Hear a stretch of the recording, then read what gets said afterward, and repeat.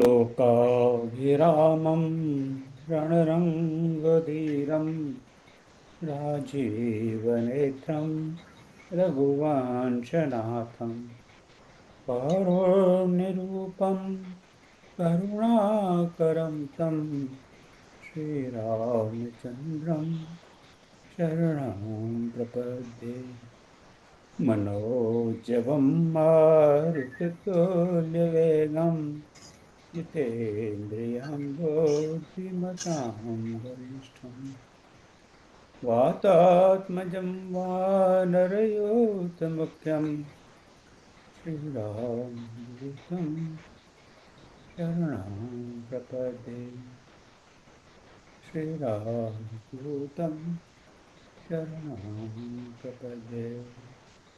श्री रामचंद्र भगवान की जय।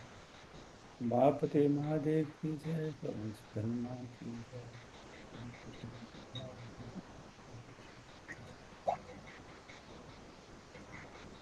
सब भाई बहनों, आपका स्वागत। आज दोहरा उत्सव है, विजयादशमी है। इसके बारे में हम कुछ जानते हैं। आपको विजयादशमी के बहुत बहुत बधाई और शुभकामनाएं। हम भी सब चाहते हैं कि दुनिया में जितने भी इविल्स हैं, बुराइयां हैं, उनका नाश हो। और फिर उसकी शुरुआत हमारे अपने स्वयं से हो। और इसके साथ साथ आज 2 अक्टूबर भी है, गांधी जयंती भी है। हालांकि पिछले कुछ सालों से गांधी जी बहुत कंट्रोवर्सी में आजकल मीडिया में चल रहे हैं, पर मेरा तो उनके प्रति बड़ा सम्मान है। तो उनको भी प्रणाम करते हैं, उन्होंने देश के लिए जो भी योगदान दिया। अब आगे बढ़ते हैं और आज आदरणीय भाई साहब हमारे राकेश चौबे जी को आमंत्रित करते हैं। अब देखिए आगे क्या, आज राम विवाह करवाते हैं नहीं करवाते हैं, इनकी मंशा क्या है। कई बार पंडित लोग टालते रहते हैं, जितना टलेगा उतनी दक्षिण आ जाएगा। अच्छा भैया यहाँ आए तो एक मंत्र प्रति आए 1 रुपया रखो, फिर दूसरा मंत्र प्रति 1 रुपया रखो, जितना टल जाए उतना ही है। हम यहाँ देखते हैं माता जी की चौकी होती है, तो क्या बाद में वो क्या क्या कहते हैं उसको, मुझे तो उसका अनुभव नहीं है। तो जितना वो करते रहते हैं उतना ही दक्षिणा मिलती जाती है। तो वो चौकी इतनी लंबी हो जाती है कि लगता है कब खत्म होगी। तो देखिए अब राकेश यार क्या करवाते हैं। हमारा हमारा धीरज अब खत्म हो रहा है। राकेश जी अब विवाह करवाइए इनका। जय श्री राम, आपका बहुत बहुत स्वागत वक्रतुंड महाकाय सूर्यकोटि समप्रभ निर्विघ्नं कुरु मे देव सर्वकार्येषु सर्वदा। सिया राम मैं सब जग जानी, करहु प्रणाम जोरी जुग पानी। आप सबके हृदय में विराजमान प्रभु श्री राम और माता सीता को मैं प्रणाम करता हूँ। आज के डिप्लोमा कोर्स के निदेशक आदरणीय ओम जी को मैं प्रणाम करता हूँ, नमन करता हूँ। मेरे विद्वान साथियों को प्रणाम करता हूँ और इस मंच पर आसीन सभी बुद्धिजीवियों को प्रणाम करता हूँ। जैसा आदरणीय गुप्ता जी ने प्रारंभ किया कि आज दशहरा विजयदशमी है और गांधी जयंती, लाल बहादुर शास्त्री जी का जन्मदिन भी है, तो इन सब हार्दिक शुभकामनाओं के साथ साथ एक सुखद संयोग है कि प्रभु श्री राम और बापू दोनों सत्य और स्वतंत्रता के लिए लड़े थे। और एक और जो है वो लाल बहादुर शास्त्री, वो प्रभु श्री राम भी अगर हम देखें तो स्वदेशी आंदोलन के लिए वे उनने भी इसको आंदोलन चलाया था। बानरों और भालुओं के साथ जो है वो उन्होंने युद्ध लड़ा था, अपने आदमियों के साथ, अपनी संस्कृति के साथ। वैसे ही लाल बहादुर शास्त्री ने भी जय जवान जय किसान कह के किया था। खैर, हम अपने विषय पर आते हैं। आज वह शुभ दिन है जो राम श्री राम के रूप में स्थापित हुए थे। हम सबके लिए आनंद और उत्साह का दिन है जिस दिन हम अपने प्रभु श्री राम को दुल्हे के रूप में देखेंगे। मानस जो है वो जीवन का राग है। शायद बाबा ने महाकाव्य में लिखा और इस बात को समझा कि जीवन में जो है वो राग गीत जो है वो एक अलग ही उत्साह, अलग सुंदरता हमारे अंदर प्रकाशित करता है। तो उनने गीतावली लिखी और मैं प्रारंभ करूंगा गीतावली का एक पद, हालांकि मुझे गाना नहीं आता, और गीतावली के जितने पद हैं वो सब क्लासिकल हैं। ये वाला जो है राग केदार पर आधारित है।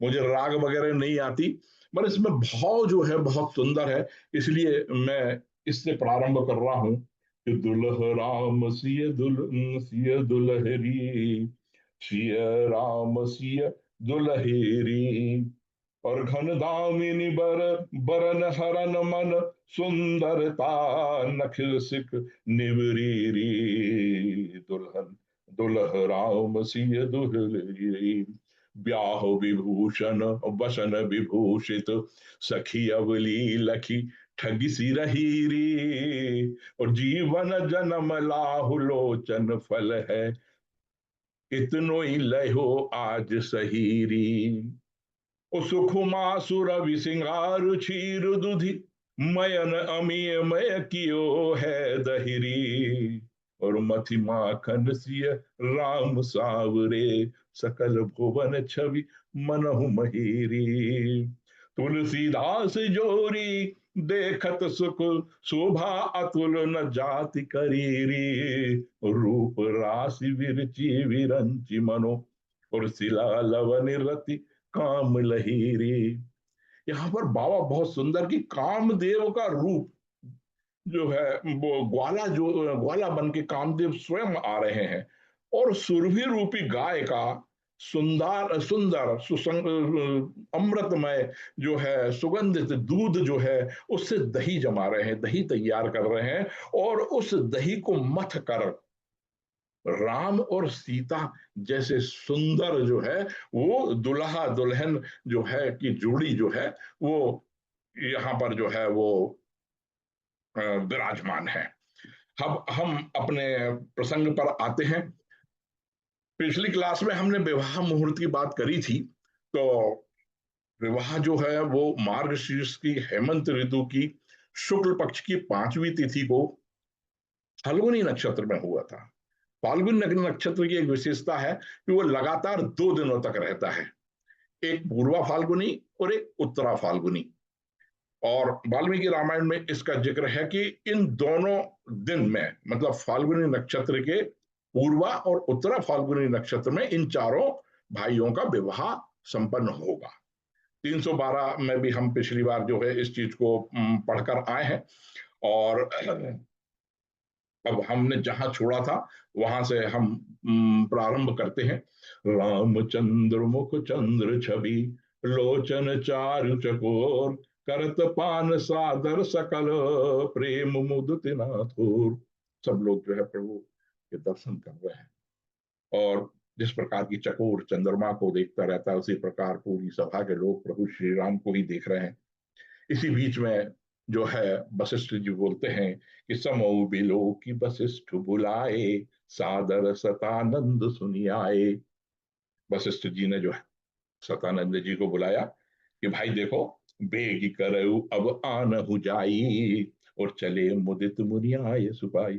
सो बेग कुंवरी अब आन हो जाई, मतलब अब जो है कुंवरी को, मतलब सीता जी को जो है मंडप में लाया जाए, क्योंकि अब समय हो गया है विवाह का।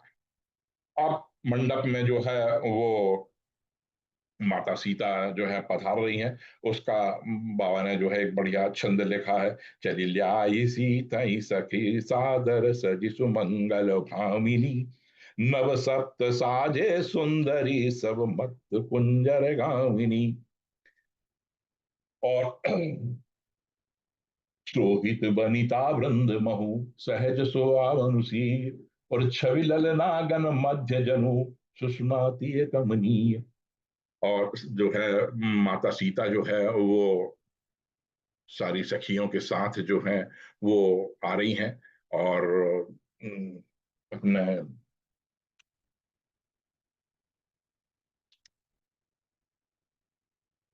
सखियां जो हैं वो माता सीता के चारों तरफ उसी प्रकार जो है दिख रही हैं, जैसे कि सूर्य के प्रकाश से चंद्रमा और तारे जो हैं वो चमकते हैं।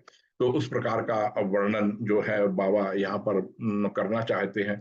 बाबा यहाँ पर ये कह रहे हैं कि जो सीता जी की जो पाँव की पाजेब हैं, पैजनियां हैं और कंकण हैं, वो जो सखियां गान गा रही हैं जो, वो उसके साथ ताल में ताल मिला रहे हैं, और इससे एक बहुत सुंदर संगीत जो है वो उत्पन्न हो रहा है। तो पूरी सभा जो है वो मोहित हो गई है। और हो ही क्यों नहीं, क्योंकि हमने अभी पढ़ा था ना पुष्प वाटिका में, कंकन किंकन नुपुर धुनी सुनी। जब प्रभु श्री राम जैसे जो हैं वो मोहित हो जाते हैं माता सीता के ऊपर, तो वो ऐसी जगत जननी सीता जब सखियों के साथ गाने के साथ आ रही हैं, तो पूरा सभा जो है वो स्तब्ध हो जाता है, शांत हो जाता है, और माता सीता को ही देखने लगता है। यहाँ पर दोहा 322 में जो है, सोहति वनिता वृंद महो सहज सुहावनु सीय, और छवि ललना गण मध्य जनु सुषमाति कमनी। ये मैंने आपको पहले बता दिया गलती से। तो यहाँ पर सीता जी जो है वो सभी सखियों के साथ आ रही हैं, और उन सखियों की सुंदरता जो है वो माता सीता के कारण जो है वो बहुत बढ़ गई है। अब बाबा जो है वो अपनी बात को जो है बड़े कई बार जो है रहस्यमय ढंग से व्यक्त करते हैं। अभी हमने पढ़ा तो जो दोहा 322 के ऊपर की 5वीं लाइन में अगर हम पढ़े तो, सकल सुहाय सुंदरी श्यामा, और उसके बाद अगर हम देखें तो सुमंगल भामिनी। और इस प्रकार इस दोहे में वनिता वृंद, चाहे तो सखी वृंद भी लिख सकते थे, मगर इन सखियों के साथ बहनें भी हैं। ये दादा, अब आप याद करिए कि वो समुद्र रूपी जहाज के ऊपर कौन कौन बैठा था, उसमें सबसे पहले आदमी परशुराम जी थे जो अपने दम्भ के साथ बैठे थे, जबकि अभी धनुष यज्ञ में परशुराम जी का आगमन नहीं हुआ था। तो ये बाबा का जो है महाकाव्य बना, उसके ये विशेषता है कि बाबा हिंट में बातों को जो है वो बताते हैं। अब ये क्यों लिखा कि अपनी जो सखियां के साथ बहनें भी आ रही हैं, क्यों आ रही हैं, क्या आ रही हैं, इसके बारे में हम आगे देखेंगे। अभी अभी जो है सीता जी मंडप में आ रही हैं, और शांति पाठ और जो कुलाचार के हिसाब से जो है वो विवाह की रीति जो है वो प्रारंभ हो गई है। आचरु करि गुरु गौरी गणपति मुदित विप्र पूजा वही, सुर प्रगति पूजा ले ही दे असीस अति सुख पावही, मधु पर्क मंगल द्रव्य जो जही समय, मुनि मन मोह चहे भरे कनक को पर कलश सो सब, लिए परिचारक खड़े रहे। अब यहाँ पर मैं छंद की कुछ कुछ पद पढ़ूंगा, क्योंकि क्या होगा, नहीं तो समय, इसमें बहुत छंद है और बड़े आनंद लेने लायक छंद है।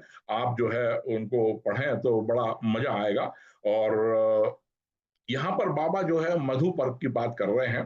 तो मधु पर्व के बारे में जो मेरा ज्ञान है उसके हिसाब से 3 भाग दही होता है, और शेष 1 भाग में दूध, शक्कर, शहद और घी होता है। इसको पंचामृत भी कहते हैं। इसका उपयोग जो हम विग्रह होता है उसको स्नान करने में देते हैं, और बाद में यही पंचामृत के नाम से बांटा जाता है। प्रभु के चरणों का अमृत पंचामृत के नाम से ये बांटा जाता है।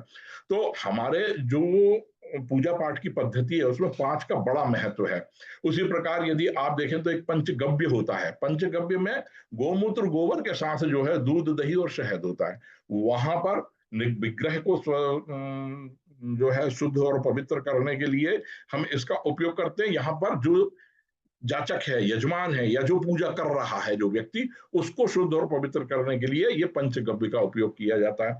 उसी प्रकार पंचमेवा शब्द का उपयोग भी आपने सुना होगा पूजा पाठ में। पंच खोखो शब्द का प्रयोग सुना होगा।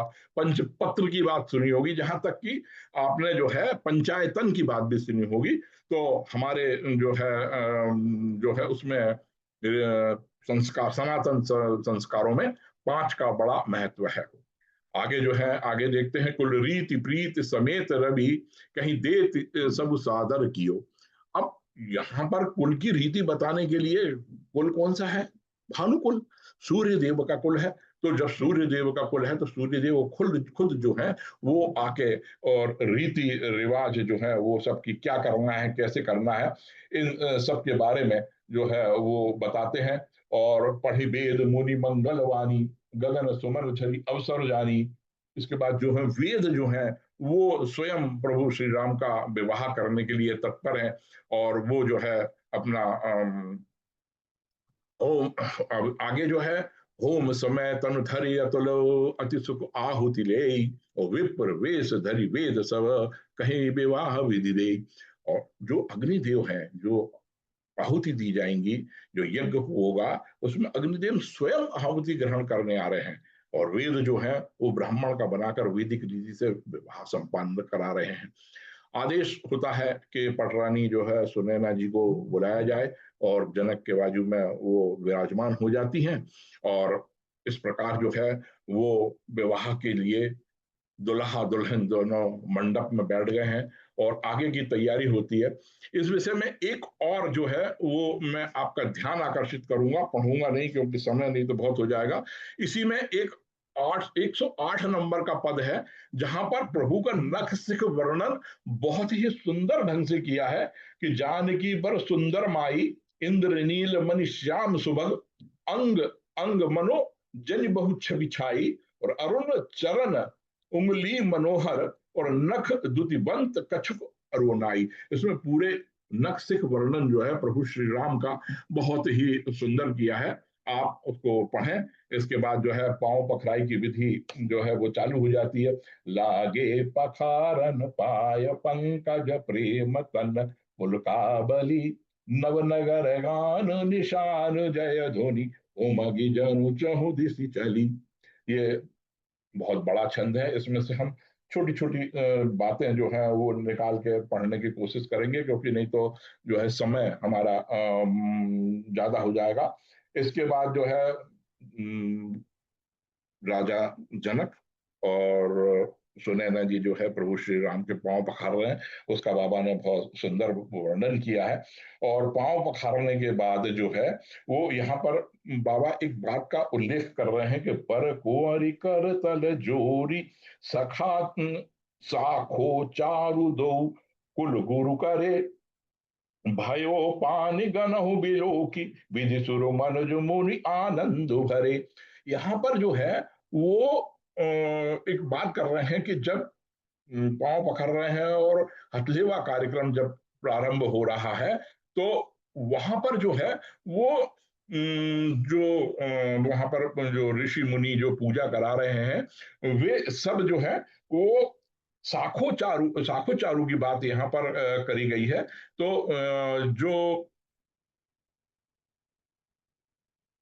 अगर आपने जो है पढ़ा, जिन लोगों के यहाँ इस रीति रिवाज का अगर होता होगा, तो हथलेवा जब होता है तो बर वधू, बर के पीछे, बर के पक्ष के लोग वधू के पीछे, वधू के पीछे खड़े होते हैं, और गोत्रोच्चारण होता है। ये जो गोत्रोच्चारण है उसके बारे में जो है शाखोचार करने लगे। मतलब वो शाखोचार के बाद में कि शाखा किस शाखा से आते हैं। तो जैसे मैं पैठन गोत्रस्य, तो मैं अपने पिताजी का नाम, मेरे दादा का नाम और मेरे परदादा के नाम के साथ जो है वो पैठन गोत्रस्य है, पैठन गोत्रस्य है, ऐसे करके जो ज्वार के दाने जो है वो वर वधु के ऊपर आशीष के रूप में डाले जाते हैं। इस वो जो है परिपाठी का बाबा यहाँ पर ध्यान आकृष्ट हमारे ऊपर कर रहे हैं। अगला बंद जो है उसमें देखें कि करी होम विधिवत गांठ जोरी, होने लागी भावरे। अब भावरी की तैयारी हो रही है और गांठ बांधने के लिए। अब आपने देखा होगा कि हमने इसके पहले भी चर्चा करी है कि वो वाम अंग बैठना चाहिए या दाहिने अंग बैठना चाहिए। ये सबका बड़ा विज्ञान और बहुत बहुत इस पर चर्चाएं हैं। मगर यह निश्चित समझिए कि जब भी हम पूजा पाठ करते हैं तो पति और पत्नी दोनों का अस्तित्व अलग अलग होता है। जब हम कोई बड़ा अनुष्ठान करते हैं, तब दोनों की, जैसे विवाह कर रहे हो, यज्ञ यज्ञ कर रहे हो, तब दोनों की यज्ञ हम कर रहे हैं तो किस लिए कर रहे हैं? हमें कोई मनोकामना है वो प्राप्त करनी है, तो वो दोनों की एक सी होती है। हम जब विवाह कर रहे हैं तो ये भी हमारी मनोकामना एक सी होती है कि पति जो दुल्हा है और दुल्हन है दोनों सुखी रहें, दोनों के संसार जो है वो आनंदमय रहे। तो गठ जोड़ दिया जाता है, यानी एक दूसरे के विचारों को एक दूसरे के से बांध दिया जाता है। तो पहला गठजोड़ जो होता है वो हथलेवा कार्यक्रम के बाद भावरों के पहले होता है, और उसकी भी विधि है, अगर आप लोगों को मालूम होगा तो। उसमें जो है एक पैसा और सुपारी करके और बाकायदा मंत्र के द्वारा उसको गठजोड़ को बांधा जाता है, और वो आखिरी तक जो है वो गठजोड़ जो है साथ में रहता है। तो ये जो बात बाबा जो है यहाँ पे बताने की कर रहे हैं कि गठजोड़ बांधी। उसके बाद जो है कुंवरी कुंवारी कल भांवरी देही, नैन लाभ सब सादर ले। और जो है दुल्हा दुल्हन जो है भांवर ले रहे हैं, और सब लोग जो है उसका आनंद ले रहे हैं। आगे जो है राम सिय सिर सेंदुर देही, शोभा कहीं न जाति विधि लेही कहीं। तो जो है भगवान श्री राम जो है वो माता सीता को जो है मांग में सिंदूर भर रहे हैं। यहाँ तक कि विवाह प्रक्रिया जो है वो आगे बढ़ गई है। उसके बाद आप देखें तो एक छंद है। तो जो मैंने आपको पहले बोला था कि बहनें जो है वो क्यों है साथ में, वो राज यहाँ पर खुलेगा कि बैठे बरासन राम जान की मुदित मन दशरथ भय। वरासम मतलब जब हम स्टेज के ऊपर वर वधू बैठती हैं हमारी, तो हम जो है वो विवाह हो जाता है सब, तो उसके बाद सब लोग मिलने आते हैं। उसी प्रकार से जो वरासम के ऊपर वर वधू बैठे और दशरथ जी जो है बड़े खुश है, प्रसन्न है। अगला छंद देखें आप कि तब जनक पाई वशिष्ठ आय शुभ्याह साज सावरी के, मांडवी श्रुति की रति उर्मिला कुंवरी लई हाँ करी के। अब यहाँ पर जो है वशिष्ठ जी की आज्ञा होती है कि आपकी जो शेष तीन जो बिटियाएं हैं, उनसे राजा दशरथ के जो तीन बेटे हैं उनसे विवाह करने का प्रस्ताव है, और आप उन्हें बुलाइए। तो उस प्रकार जो है उनको बुलाया जाता है। मांडवी और सुतिकीर्ति जो है वो राजा जनक के भाई कुशध्वज और चंद्रभागा भागा जो है उनकी पुत्रियां हैं, और उर्मिला जो है वो जनक जी की पुत्री है।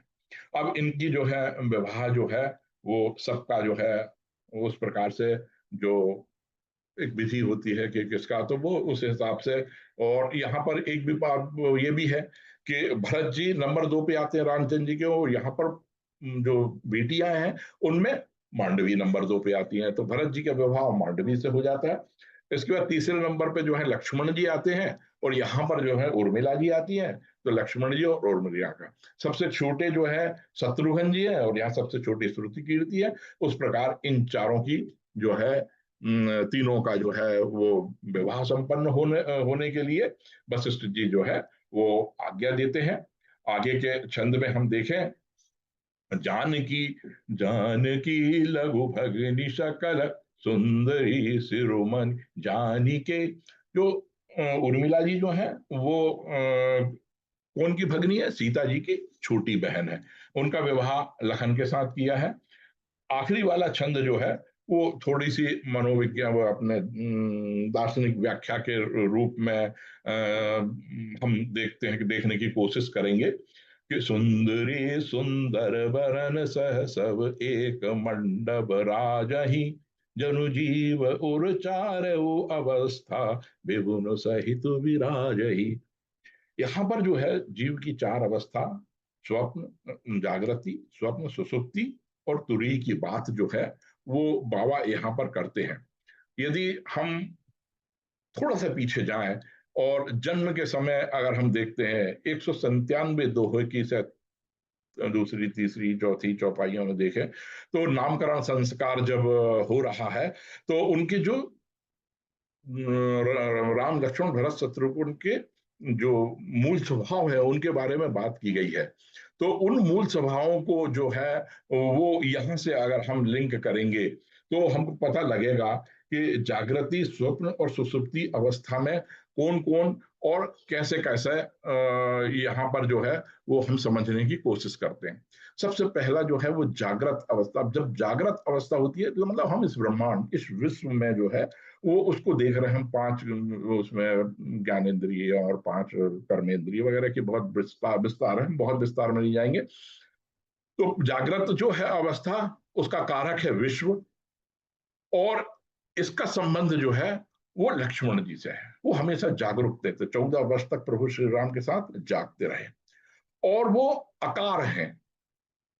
उसी प्रकार दूसरा जो है वो स्वप्न है, जिसका संबंध तेजस से है। हमने जो जागृत अवस्था में प्राप्त किया तेजस, जो हमने क्या ग्रहण किया, वो हमको सपने में दिखता है। तो इसलिए जो तेजस जो है वो शत्रुघ्न है, वो उकार है। और उसके बाद है मकार। मकार जो है वो भरत जी हैं। अब इनका तीनों का तीनों जो बहुएं हैं उनसे रिलेशन जो है वो बड़ा सुंदर किया है कि अगर मकार भरत जी हैं तो भरत जी मकार हैं तो प्रज्ञा है, और अगर मान लीजिए वो प्रज्ञा है तो प्रज्ञा के लिए हमको किस चीज की जरूरत होती है? प्रज्ञा यानी हमें ज्ञान के लिए जरूरत, तो ज्ञान के लिए क्या होता है? हमें साधना की जरूरत होती है।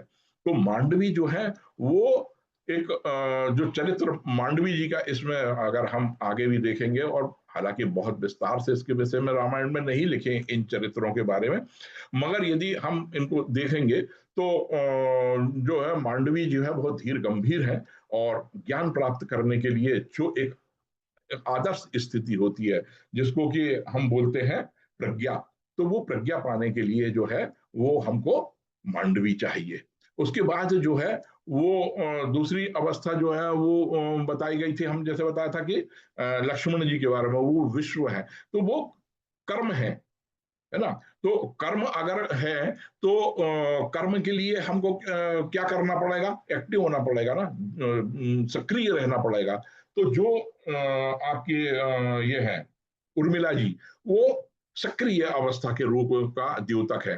मगर इनके साथ जो है सब कुछ बताने के बाद ये बात हम ना भूलें कि ये जो महाकाव्य है ये नायक और नायिका पर केंद्रित है, भगवान श्री राम और माता सीता पे। इसलिए तुरीय अवस्था जो बताई है वो बताई है माता सीता की, और ब्रह्म बताया है किसको? प्रभु श्री राम को।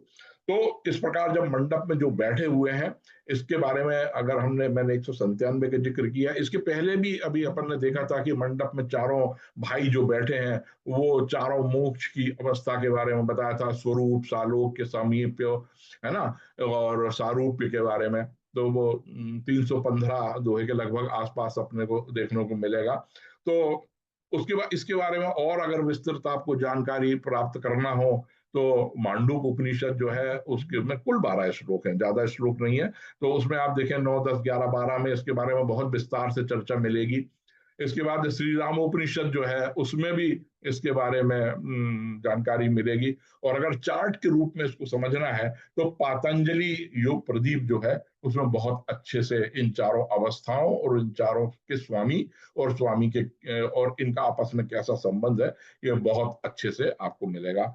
अब हम आगे चलते हैं। मुदित अवधपति सकल सुत बंधु समेत निहार, जनु पाए महिपाल मणि क्रियन सहित फलचार। अब यहाँ पर बात जो है बाबा करते हैं कि अगर आप वो जीव की चारों अवस्थाओं को पार करते हुए यदि आप समाधिस्थ हो जाते हैं, आत्मा से परमात्मा का मिलन हो जाता है, ज्ञान से भक्ति जुड़ जाती है, तब फिर क्या चाहिए? फिर तो सब कुछ मिल गया, है ना? तो मगर कर्म के जो है उसका एक ही सिद्धांत है कि कर्म के हमें 4 फल मिलते हैं, है ना? अर्थ, धर्म, काम और मोक्ष। अब इनको भी जो है वो विद्वानों ने लिंक करने की कोशिश की है कि अर्थ जो है वो शत्रुघ्न है। अब अर्थ प्राप्त करना है यदि आपको, तो क्रियाशीलता चाहिए आपको। तो उसके लिए जो है श्रुति कीर्ति है जो उद्यम मेहनत कराती है। भरत यदि धर्म है तो उसके लिए क्या करना है आपको, वो मैंने बताया कि श्रद्धा आपको जागृत करना पड़ेगी। तो वो मांडवी जो है वो श्रद्धा के रूप में है। और लक्ष्मण जी जो है क्रिया है, जागृत अवस्था है वो तो उसके लिए जो है अगर आप जागृत अवस्था में से अगर आपको ब्रह्म को प्राप्त करना है तो क्या करना पड़ेगा? समाधि अवस्था में जाना पड़ेगा। तो आपको क्या करना पड़ेगा? तपस्या। तो उर्मिला की तपस्या 14 साल आगे हम पढ़ेंगे कि उर्मिला ने जो है लक्ष्मण जी के लिए कैसी तपस्या की थी, आगे हमको पढ़ने को मिलेगा, है ना? पिछली क्लास में हमने जिक्र भी किया था कि जो है प्रभु श्री राम जो है ज्ञान अर्थात मोक्ष है, और भक्ति मतलब प्रभु माता सीता जो है, इन दोनों का मिलन, इसका आपको बहुत अच्छा ज्ञान और बहुत अच्छी जानकारी जो है जब आप अयोध्या कांड में जाएंगे तो विस्तार से मिलेगा। इसके बाद हम आगे चलते हैं तो जो है विवाह संपन्न हो गया है, और चारों दूल्हे और दुल्हन जो है मंडप में विराजमान है, या हम कहें कि बरासन पे विराजमान है। सब लोग जो है बैठ रहे हैं। तो एक जैसे हम लोग कुछ भी सभा वगैरह करते हैं तो होता ना कि भाई वो आभार प्रदर्शन। तो उस प्रकार से जनक जी जो है वो राजा दशरथ जी के पास आते हैं और बोलते हैं कि भाई जो है, यही राज साज समेत सेवक जानी बे बिनुगत लय। और आगे कहते हैं कि यही दारिका परिचारिका करी पालिवी करुणा नई, अपराध क्षम क्षमी वो बोली पठे बहुत हो डिठाई कई। तो बोलते हैं कि भाई देखिए, मैं आपसे क्षमा प्रार्थी हूँ। मैं जो है, आप जो है वो बहुत विशाल हृदय के हैं। मेरे से अगर कोई गलती हो गई हो, इन पुत्रियों से भी, ये भी जो है नासमझ है, छोटी है, बच्ची हैं, इनसे भी अगर किसी प्रकार की गलती हो जाए तो इनको भी माफ करिए, और भविष्य में भी इनका जो है वो ध्यान रखिए। तो इस प्रकार जो है वो जनक जी जब सबसे मिल लेते हैं, मेल जोल हो जाता है, तो जो सखियां हैं वो तब सखी मंगल गान करत मुनीस आय सुपाई के, दुल्हन दुल्ह दुल्हन सहित सुंदरी चली कोहबर लाही के। अब यहाँ पर कोहबर का उपयोग किया है बाबा ने शब्द का। कोहबर एक कोठा या कमरा होता है, जो कि देव स्थान कहलाता है। दूल्हा देव का कोठा या कुल देवी का कोठा, उस प्रकार का एक कमरा होता है जहां पर कि जो है कुल देवी और देवता का वो आशीर्वाद। तो मैंने अभी आपसे बात करी थी कि कुल की बात करी थी कि वो वहां पर जो है जिस भी कुल के होते हैं तो आशीष दिया जाता है। तो अब दोनों कुलों के मिलाने की बारी, वहां पर हमने अक्षत्र देखे और 3 पीढ़ियों की चर्चा की और बताया, दोनों को आशीष दिए, आशीर्वाद। अब यहाँ पर कुलदेवी और देवता से जो है वो आशीर्वाद दिलवाया जा रहा है। इसमें ये समझे आपकी कुलदेवी और कुलदेवता का विधान जो है वो होता है आपके गोत्र से। तो जो गोत्र होता है वो एक जो आप जिस वंश को या जिस कहना चाहिए एक स्ट्रीम कह लें, उसको आप प्रतिनिधित्व करते हैं। तो जो पैठन गोत्र का आदमी होगा वो मेरी खानदान के साथ जो है वो जुड़ेगा। तो आपने कई बार महसूस किया होगा कि इस कमरे के अंदर जो है सिर्फ उन्हीं को जाने की आज्ञा होती है जिनका गोत्र पैठन्य हो। उसका सीधा सीधा अर्थ है कि it is a transformation of energy है ये। वहां पर अब आजकल तो सब हो गया है ठीक, ये पुरानी बातें हैं। तो इस प्रकार से लिखा है, जो कुल देवी और कुल देवता का स्थान होता है वहां से एक एनर्जी निकलती है। उसका ट्रांसफॉर्मेशन जो है, यदि आप दूसरे कुल गोत्र के हैं अगर, और वो जाएंगे तो वो पॉजिटिव भी हो सकता है आपके लिए और नेगेटिव भी हो सकता है, क्योंकि यहाँ पर ट्रांसफॉर्मेशन ऑफ एनर्जी हो रहा है। तो ये इसका एक महत्व है जो मुझे ज्ञान था वो मैंने बताया। तो अब कोहबर के लिए जाते हैं, वहां पर जो है कुलदेवी और देवता की जो है वो पूजा होती है। आगे जो है वो फिर एक छंद है, उसमें जो है बाबा कहते हैं, गाथे महामणि मोर मंजुल अंग सब जित जो तो रही, पुर नारी सुर सुंदर बरही विलो की सब दिन तो रही। आगे जो दूसरा छंद है उसमें भी नीचे की 2 लाइन है, उसमें बोला है, लहकौरी गौरी सिखाव सिखाव राम ही सीय सन सादर कहे। अब एक शब्द आया लहकोरी। लहकोरी मतलब हमारे यहाँ देसी भाषा में कौला कौली कहते हैं, यानी वर वधु को खिलाएगा, वधु वर को खिलाएगा। वो बड़ा काम नहीं है भाई, उसमें क्या है, तो सामान्य रूप से वर वधु को खिलाता है। मगर ऐसी कौन सी विशेषता है कि जिसको गौरी सिखा रही है और शारदा मां सिखा रही है? यही रीति रिवाज और यही जो है संस्कार कहलाते हैं। सामान्य रूप से आप खिला रहे हैं, उसमें भाव को पैदा करना, उसमें उसके उद्देश्य को समझाना। यहां पर इस बात को दबावा समझाने की कोशिश कर रहे हैं कि ये एक सामान्य प्रक्रिया नहीं है। यह उन सिद्धांतों को प्रतिपादित करती है कि यदि पत्नी आपको खाना बना के खिला रही है तो उसने खाया कि नहीं इसका आप ध्यान रखें। जब आप खाना बना रहे हैं और बना के परस रहे हैं या दे रहे हैं, उस समय आपकी विचारधारा, आपका मन, आपकी सोच, हमारे कहते हैं ना कि जैसा खाओगे अन्न वैसा होगा मन, वो सब बातें जो है वो इस कौरा कौरी में जो है उन बच्चों को, वर वधु को जो है वो सिखाया जाता है। तो ये वो है। लोक रीति और लोक रिवाज, पर इससे जो है समाज को संदेश जो है वो काफी मिलते हैं। इसलिए घर के जो लोग हैं वो इसका ध्यान रखते हैं, और औसतन आज भी ये सब परिपाटियां होती हैं घरों में। अब ये कार्यक्रम चल ही रहे हैं, इसी बीच में जो देवी देवता जो लोग आए थे वो चले, हरसी बरसी प्रसून निज निज लोक, जय जय जय भरी। सब जय हो कहते हुए अपने अपने लोक को चले जाते हैं। सहित बधुटिन कुंवरी सब तब आए पितु पास, शोभा मंगल मोद भरी उमगे जनु जनवास। अब जो है ये सब जो वैदिक अपने जो पारिवारिक रीति रिवाज जो थे वो सब हो गए, तो चारों कुमार बहुओं के सहित पिताजी के पास आए। और पिताजी जो है उनको लगता है कि मानो शोभा मंगल आनंद से भरकर जनवासा उमड़ गया हो। तो जो है उसके बाद जो है भोजन व्यवस्था है बड़ी भव्य है, जहां पर पत्तलों में सोने की कील से जिनने अगर हरे पत्ते की पातल देखी हो तो बांस की जो है तीली से पत्तों को जोड़ के पत्तल बनाई जाती है, तो यहाँ पर सोने की कील लगी हुई है। यहाँ पर बाबा एक फिर एक संदेश देते हैं, एक रीति रिवाज के थ्रू। आज भी कई जगह इसका अनुपालन होता है, कई जगह नहीं होता है। सोपोदन सुरभि सरपी सुंदर स्वाद पुनीत, उर्छन महु सबके परसुगे चतुर सुआरी विनीत। हम वो बोलते हैं कि दाल भात या दाल चावल, जो बना हुआ जो चावल होता है उसको भात बोला जाता है।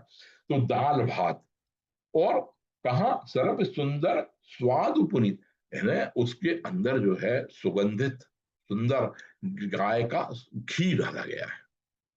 अब यहां पर दो तीन चीजें बापा समझाने की कोशिश कर रहे हैं कि सबसे पहली बात तो यह है, यह दो वंश दो परिवार आपस में मिल रहे हैं, एक अयोध्या है और एक जनक है। दोनों अपने अपने दोनों के अपने अपने सिद्धांत होंगे, दोनों के अपने अपने संस्कार होंगे, दोनों की अपनी अपनी सोच होगी।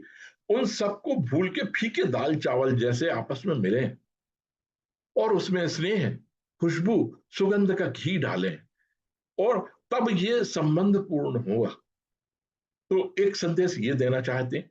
दूसरा, हमने पहले भी कहा है कि बाबा नाना पुराण निगमागम की बात करते, तो बाबा को जो है वो व्यंजनों का बारे में और रसों के बारे में भी बड़ा ज्ञान है। तो ये ऐसा अपना आयुर्वेद विज्ञान ऐसा बोलता है कि हमें जो है सबसे पहले सादा भोजन करना चाहिए, प्रारंभ जो है उससे करना। उसके बाद आप जो है चटपटा मीठा आगे बाबा बात करेंगे कि 4 प्रकार के जो है व्यंजन होते हैं और रस पर 6 प्रकार के होते हैं। तो ये सब जो है वो इसके बाद खाना चाहिए। इसके बाद जो है वो 5 जो है कौर की बात कही गई है, अब आजकल तो खैर नहीं बचा है, पर ये 5 प्राण होते हैं, अर्थात प्राणाय स्वाहा, अपानाय स्वाहा, व्यानाय स्वाहा, उदानाय स्वाहा और समानाय स्वाहा। इस प्रकार, और ये पूरा एक विधान है। अगर जो लोग तर्पण करते होंगे नित्य प्रति अप या अमावस्या के रोज, तो उन्हें इन सब के बारे में ज्ञान होगा, क्योंकि वहां पर जो है हम पंचग्रास निकालते हैं, और एक जो है वो उसकी विधि है, और उसमें 5 जो है चींटियों के लिए, कुत्ते के लिए, गाय के लिए, और चींटी कुत्ता गाय पशु पक्षी के पक्षियों के लिए, और चींटी पक्षी और ब्राह्मण के लिए। इस प्रकार ये 5 जो है वो ग्रास निकाले जाते हैं, और इनका भी एक अपना विज्ञान है। जैसे ये 5 प्राण के बारे में इनने जो बात कही है बाबा ने, अभी समय जो है बड़ा जल्दी जल्दी खिसकता जा रहा है, फिर कभी समय मिलेगा तो बात करेंगे। अब 329 दोहे पे आ जाते हैं, तो बाबा कहते हैं, दे ही पान पूजे जनक दशरथ सहित समाज, और जनवास ही गगने मुदित सकल भूप सिरताज। इसके बाद जब भोजन वोजन हो जाता है तो पान दिया जाता है। पान भी के भी जो है वो आयुर्वेदिक गुण है, और इसके इसलिए हमारे यहाँ जो है पान खाने की प्रथा थी। आजकल डेंटिस्टों ने जो है वो उसको कि भाई आपके दांत सड़ते ही इसीलिए कि पान खाते हो आप लोग, इसलिए तो हम लोग भी पान को गलत तरीके से खाते हैं, उसकी विधि है, तो ये भी एक शास्त्र है आयुर्विज्ञान का। तो पान सबको दिया गया। अब अगला दोहा 330 जो है, अब आ जाते हैं कि भाई राजा दशरथ, भोजन हो गया, सब हो गया, अब सबका सम्मान करेंगे। तो सबसे पहले किसका सम्मान करेंगे? मुनियों का।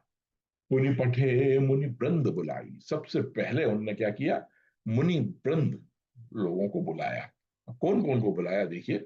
वामदेव अरुदेव ऋषि, वाल्मीकि जावाल, राय मुनिवर निकर तब, कौशिकादि तपसाल। ऊपर कह रहे हैं कि मुनि वृंदों को बुलाया, पांच ही तो थे नहीं, वहां तो सभी लोग थे। फिर आखिर यहां बाबा ने इन पांच का नाम क्यों लिया? मैं इस पर विचार कर रहा था, मेरा अपना मनन, मेरा अपना सोच है। यदि कोई विद्वान को ऐसा लगता है कि ये गलत है तो मुझे इसकी सूचना दे, मैं अपने आप को ठीक कर लूंगा। यहाँ पे पांच ऋषियों की चक्कर, सबसे पहला है वामदेव। और ये मैं जो खोज वामदेव के बारे में जब मैं जानकारी प्राप्त करने के लिए आगे बढ़ रहा था, तभी मुझे दिमाग में आई ये बात। तो वामदेव के बारे में बहुत विस्तार से मुझे नहीं मिला। ऋग्वेद में जो है एक ऋषि के रूप में मंडल 10 और जो है 126 उसमें जो है इनको ऋषि के रूप में स्थापित किया है। सामवेद में भी 426 में जो है उसमें वामदेव के बारे में चर्चा की गई है। तो ये वैदिक ऋषि है, मतलब यहां से ये बात तो सिद्ध हो गई कि वामदेव जो है वैदिक ऋषि है। दूसरे आ गए देवर्षि ऋषि। देवर्षि को हम भक्ति ऋषि के बारे में और भक्ति मुनि के बारे में अक्सर देखते हैं कि वो भक्त है। दूसरा प्रकार हुआ, पहला वेद, दूसरा भक्ति, तीसरा वाल्मीकि। ये कवि है, ये लेखक है, ये ज्ञान के द्योतक है। इनने वाल्मीकि रामायण की रचना करी, तो ये तीसरा प्रकार। चौथा प्रकार जावाली, ये नास्तिक है तो ऋषि मुनि, मगर जो है ये नास्तिक है। तो ये चौथा प्रकार हुआ। और पांचवा प्रकार होता है कौशकादि तपसाल। कौशकादि ये वो जो है मुनि वृंद की शाखा है, जिसमें कि इनको परंपरा से मुनि नहीं बने। ये अपने परिश्रम से, अपने ज्ञान से, अपनी जो है तपस्या से ब्रह्म ऋषि तक बने ये। तो ये पांच प्रकार के ऋषियों के बारे में ऐसा मैं समझता हूं कि बाबा यहाँ पर हम बताना या समझाना चाहते थे। मैं गलत हूं या सही हूं, ये आप मुझे बताएंगे, कि जो बुद्धिमान लोग हैं वो मुझे बताएंगे कि मैं गलत हूं या सही। अब एक 331 का नंबर का जो दोहा है, वो मैं आप सबको के जो है श्री चरणों में कह लूं कि अर्पित करता हूं। और आप जो है इसके बारे में मुझे ज्ञान दें। मैं इसके बारे में काफी परेशान रहा और मुझे इसके बारे में कुछ नहीं मिला। बार बार कौशिक चरणों श्री सुनाई कहराओ, और यह सब सुख मुनि राज तब, कृपा कटाक्ष पसाऊ। कटाक्ष शब्द तो हमने क्रिटिक के रूप में ही आज तक उपयोग किया और पढ़ा और समझा है। मुझे बहुत बार रामायण पढ़ी, और मैं बोलता हूँ रामायण जितनी बार पढ़ो कुछ ना कुछ नया मिल जाता है। ये वो 330 दोहा भी इस बार मुझे नया जाग मेरे अंदर पैदा हुआ, और ये कृपा कटाक्ष भी इस बार ही पैदा हुआ, मुझे नहीं समझ में आया। मैंने बहुत प्रयास किया। अगर विद्वान, क्योंकि कटाक्ष शब्द का उपयोग हम हमेशा ऋणात्मक नेगेटिव रूप में उपयोग करते हैं, बाबा ने यहाँ पे कृपा और प्रसाद के बीच में जो है कटाक्ष शब्द का उपयोग किया। तो इस बारे में अगर कोई भी विद्वान, अगर किसी के पास इसकी जानकारी हो तो मुझे यही दें। मैं तो सिर्फ इतना ही समझा कि ये एनईपी अभी जो है भारत में दो चीजें बड़ी चलती हैं आजकल, जब भी मंच पे जाओ तो एनईपी और भारतीय ज्ञान परंपरा, है ना। तो और दोनों के बारे में एबीसीडी मालूम है या नहीं मालूम, मुझे नहीं मालूम। उसमें एक चीज बताई गई है कि क्रिटिकल थॉट्स, थिंकिंग के बारे में, बल्कि बच्चों को जो है वो समझाओ। तो ये मेरा जो है ये कृपा कटाक्ष प्रसाद जो है, ये उसी की एक वानगी कह लें, उदाहरण है। और मुझे आप बताएं कि ये क्या है। हम आगे अपने विषय पे जो है वो बढ़ते हैं। बारात जो है, अब सबके स्वागत हो गया, सब कुछ हो गया, तो भाई भाई अब बारात जो अयोध्या के लिए प्रस्थान होना चाहिए। तो विदा मांगने के लिए जो है अयोध्या नरेश जनक जी के पास जाते हैं। तो बोलते हैं भाई इतनी जल्दी क्या है, क्या कुछ कमी रह गई क्या, अच्छा स्वागत वागत नहीं हो रहा है आपका, क्या खाने पीने को ढंग ढोल से नहीं मिल रहा है, क्या क्या है, ढंग से व्यवस्था नहीं, नल पानी व्यवस्था सब ठीक ठाक है कि नहीं, सोने वोने के बिस्तर विस्तर जो है वो। अरे नहीं नहीं नहीं, ऐसे नहीं, सब कुछ ठीक है, मगर और कुछ दिन रुकिए, आनंद आएगा आपके साथ, बहुत आनंद आ रहा है, बढ़िया गाने बजाने चल रहे हैं और चारों बच्चे भी खुश हैं और बेटियां भी खुश हैं, आनंद दीजिए। अब आग्रह के कच्चे हैं दशरथ जी पे, तो दशरथ जी भी स्वीकार कर लेते हैं, मगर विश्वामित्र जी जो है वो बोलते नहीं भाई अब ऐसा थोड़ी चलेगा, ससुराल में थोड़ी रहना है अपने को, अब जो है वो अयोध्या चलना। तो वो सत्यानंद जी को लेते हैं कि भाई चल यार अब अपन दोनों चलते हैं, इन दोनों को समझाएं कि यार अब ये तो ये हो गया भाई, अब विदा कर वो होना चाहिए। तो जाते हैं, समझाते हैं, चलो जैसे तैसे दशरथ जी मान जाते हैं, और विदा की तैयारी होती है। जब विदा की होने लगती है तो माताएं जो है वो, माता तो माता होती है ना, अपन ने धनुष चक्र में देखा था ना कि वो अपनी खुद की लड़की का विवाह है और वो रामचंद्र जी के बारे में सोच रही थी वहां बैठ के कि इतना कोमल है ये कैसे तोड़ेंगे, है ना। अभी अपन ने पढ़ा था ना कि वो मलाल और, मुझे ध्यान नहीं आ रहा, यानी वो जो हंस के बच्चा और मलाल पर्वत की बात वहां पे करी थी, तो उसी प्रकार माँ तो माँ होती है। अब यहाँ पर जो है वो माँ जो है, माँ चारों बिटियाएं जो है वो बैठी हुई हैं और माँ का स्नेह, माँ जो है भाई विदा हो रही है तो बल्कि विदा में बहुत बहुत हो जाना है। तो हो या हो संत ही प्यारी, तो चिरु बात आशीष हमारी। वो बोलती हैं कि जो है हे प्यारी, जो है तुम मेरी बेटियों, जो पति की प्यारी हो और तुम्हारा सुहाग अचल हो, है ना। इसके बाद जो है आगे और ज्यादा भावुक होके एक शब्द बोल जाती हैं कि सादर सकल कुंवरी समझाई, रान ही बार बार और लाई, और बहुरी बहुरी भेंटई महितारी, कहीं विरंची रची कतनारी। वो बोलती हैं कि यार ब्रह्मा ने ये काम बहुत गलत किया कि नारी को जो है अपना घर छोड़ के जाना पड़ता है और जो है वो पति के अधीन होती है। क्योंकि अगर आपको ध्यान हो रहा हो तो मैना जी ने भी पार्वती जी से कहा, परा अधीन सपने सुखनाई, है ना। और आगे भी देखेंगे आप, है ना, जब आप जो है अनसुईया प्रसंग पढ़ेंगे तो इसके बारे में बड़े विस्तार से आप पढ़ेंगे कि ये सुहागल जो अहिवाल स्त्री होती है, सौभाग्यवान जो स्त्री होती है, उसके क्या क्या क्या ड्यूटी है, क्या क्या दायित्व, उसके बारे में बहुत सारी बात करेंगे।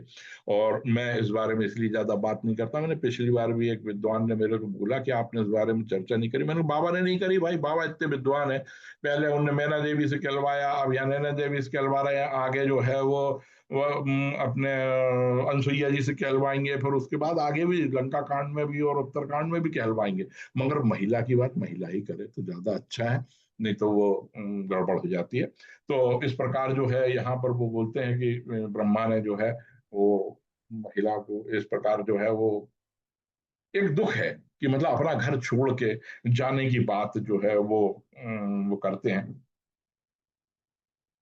इसके बाद है मरणशील जिमि पाव पियऊसा, और सुर तरु लहे जन्म कर भूखा, पाव नार की हरिपद जैसे, इनकर दरसुन हम कहते हैं से। मरने वाले जिस तरह अमृत पान पा जाए, जन्म का भूखा कल वृक्ष पा जाए, और नरक में रहने वाला या नरक के योग्य जीव जैसे भगवान के परम पद को प्राप्त हो जाए, हमारे लिए वैसे ही दर्शन है। ये जो लोग हैं वो सब लोग जो है प्रभु श्री राम को देख के अपने विचार व्यक्त कर रहे हैं।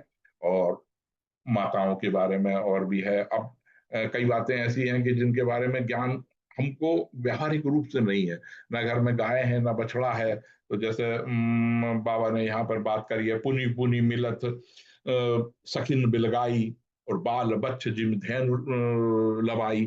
तो जिनको अगर इसको इसका व्यक्तिगत अनुभव होगा तो वो जानते होंगे कि जब गाय ब्याह जाती है, उसके यहाँ बच्चा बच्चिया जब हो जाती है, तो औसतन गांव में ये प्रथा है कि गाय का दूध दुह के और उसको चरने के लिए छोड़ दिया जाता है। तो वो बार बार भाग भाग के अपने बछड़े के पास आती है, वैसे ही रानियों की स्थिति है, और वो जो है बार बार अपनी बिटियाओं के पास आती हैं। सभी दुखी हैं सभी, जहां तक कि माता सीता जो है उनने जो है वो तोता और बैना पाल रखे हैं, सोने के पिंजरे में हालांकि बंद है वो, पर इसके बाद भी वो बार बार पूछ रहे हैं जानकी कहाँ है। तो वो भी दुखी हैं। तो इस प्रकार बाबा ने विदाई का एक बड़ा अच्छा वर्णन यहाँ पर किया है। अब जो है जनक जी और प्रभु श्री राम जो जब जनक जी तो साथ चले गए थे, तो दशरथ जी जो है बोलते भाई आप बहुत दूर आ गए हो, अब आप ऐसा करिए कि आप अपने जनकपुरी को वापस जाइए, हमारा अयोध्या भी बस ज्यादा दूर नहीं है, आने वाला है। तो वो बड़े भावुक हो जाते हैं, पुनः दशरथ जी को धन्यवाद देते हैं और उनसे जो है कहते हैं कि महाराज मोहि दीन बढ़ाई, आपने मेरे को बड़ी बढ़ाई दे दी, बड़ा सम्मान कर दिया, मतलब मेरी लड़कियों को ले लिया आपने, तो मेरा जो है वो पूरे दुनिया में जो है सम्मान हो गया कि मैं अवध का रिश्तेदार बन गया हूँ। ये भी एक सामाजिकता है कि आप जिस परिवार से जुड़ते हैं उसकी प्रतिष्ठा और वो सब आपके साथ जुड़ जाती है। उसके बाद जो है प्रभु श्री राम के पास जब जनक जी आते हैं, तब वो बड़े भावुक हो जाते हैं और कहते हैं कि करहीं जोग जोगी जहि लागी, और कोह मोह ममता मृदु त्यागी, व्याकुल ब्रह्म अलख अविनाशी, चिदानंद गिर गुण गुण गुण राशि। वो बोलते हैं कि योग जो है, योगी लोग जिनके लिए क्रोध मोह माया मद को त्याग कर योग साधन करते हैं, तब उन्हें व्यापक सर्वव्यापक ब्रह्म अव्यक्त अविनाशी चिदानंद निर्गुण गुणों गुणों की राशि वो प्राप्त होती है। मुझे तो ईश्वर इतना अनुकूल है मेरा कि नयन विषय मो कहूँ भयऊ, सो समस्त सुख मूल, और सबई लाभ जग जीव जहाँ भई ईशु। मेरे समस्त सुख जो है मूल जो है आप मेरे नेत्रों में के सामने है, मेरे नेत्र जो विषय हुए हैं, ईश्वर मेरे लिए अनुकूल है। इस प्रकार का सुख जो है वो आपके दर्शनों से मुझे मिल रहा है। मोर भाग्य राउर गुण गाथा, और कहीं ना सिराय है सुन रघुनाथा। मैं जो है मैं अपने भाग्य की कितनी प्रशंसा करूं कि मैं कितना खुश कितना प्रसन्न, मेरे को क्या नहीं मिल गया आपके जो है आपके जैसा दामाद मिलने से। और मैं जो है इन सौभाग्य की और आपके गुणों की मैं कहाँ तक बात करूं, कभी हरि अनंत हरि कथा अनंता की बात है। तो मैं जो है आपसे पुनः प्रणाम करता हूं, और जो है ऐसा कि आप जो है मुझे हमेशा इस प्रकार दर्शन देते रहें। इस प्रकार जनक जी जो है वो प्रभु श्री राम से जो है विदा विदा लेते हैं।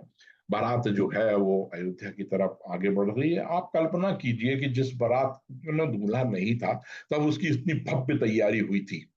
तो आप बताइए कि जी बारात जिसमें दूल्हा साथ में है, तो वो बारात की भव्यता, उसके स्वागत की तैयारी किस प्रकार से चौक पुर रहे होंगे, किस प्रकार के मंडप, किस प्रकार की तोरण, किस प्रकार के बाजे, सब कुछ बज रहे होंगे। आप उसकी कल्पना कीजिए कि चारों तरफ किस प्रकार जो है आनंद छाया हुआ होगा। बारात जो है वो जैसे ही समय अनुकूल देखते हैं वशिष्ठ जी, तो बोलते हैं समऊ जानु गुरु आयु सुदीना, पुर प्रवेश रघु कुल मनि कीन्हा, सुमरि शंभु गिरिजा गणराजा, मुदित महीपति सहित समाजा। और जैसे ही समय अनुकूल देखते हैं तो विश्वामित्र जी बोलते हैं कि भाई अब हम अयोध्या में प्रवेश करेंगे। जैसे अयोध्या में प्रवेश करते हैं तो राजसी परिवार के बारे में हम कई बार पढ़ चुके हैं कि वहाँ के नट लोग जो भाट लोग हैं वो वृंदावली गाना चालू कर देते हैं, और वो इस प्रकार की जो एक वो होता है एक विधान होता है जो पूज वो चालू हो जाती है। यहाँ पे एक जैसे बारात अयोध्या में आती है तो माएँ जो है सबसे पहले वर वधू को जो है अपने कब्जे में कर लेती हैं, और कब्जे में करके और अपनी जो परिपाटियां हैं उसको प्रारंभ करती हैं। तो इसमें यहाँ पर एक बहुत बढ़िया बात कही है, धूप देव नैवेद वेद विधि पूजे बर दुल्हन मंगल निधि, और बार ही बार आरती करही व्यंजन चारु चामर सिर ढरही। ये 349 के नीचे दोहे के है। जब माताएं उनको ले आती हैं तो यहाँ पर वो बोलते हैं कि वेदों की विधि के अनुसार मंगलों के निधान दुल्हा दुल्हनों की धूप दीप और नैवेद्य आदि से पूजा की जाती है। अब आप यहाँ पर देखिए, तो हमारे यहाँ जो है वर वधु जो है उनको लक्ष्मी नारायण का स्वरूप मानते हैं।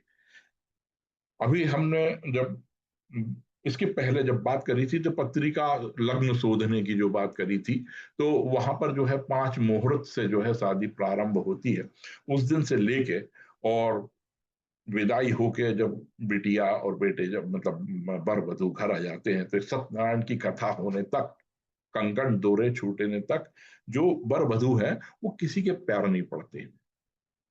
इवन पांव पखराई की क्रिया होती है तो उसमें पांव पकड़ते हैं ना राजा जनक और वो सुने, मतलब तो उनको लक्ष्मी नारायण का स्वरूप मान के हम पूजा करते हैं, और उसी प्रकार की जो है आदर और सत्कार दिया जाता है।